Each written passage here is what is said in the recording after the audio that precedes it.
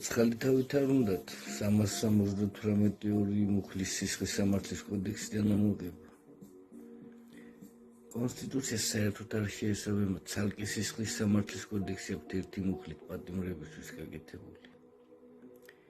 მე-11 იყო და ახლა მე-14-ია კონსტიტუცია გრძალავს დისკრიმინაციას და კანონის წინაშე თანასწორობას გვპირდება. იყო მე-17 მუხლი ფსიქოლოგიური ტერორი, არ შეიძლება პატიმრების ტერორი ფსიქოლოგიური.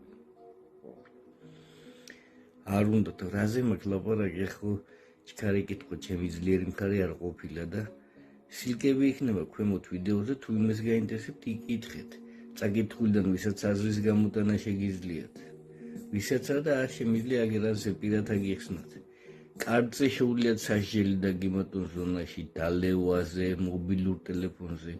გინახიათ ამნაირი რამეს გარეთ ვინმესთვის კარტზე, მობილურ ტელეფონზე და დალევაზე სასჯელი დაემატებათ, ვინმე სისხლის სამართლის პასუხისგებაში მიეცეთ საერთოდ.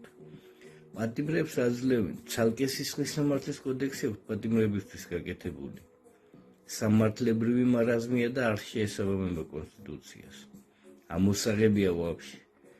სისხლის სამართლის პასუხისმგებლობის საფუძვლები არის სისხლის სამართლის კოდექსი და წერტილი, всё.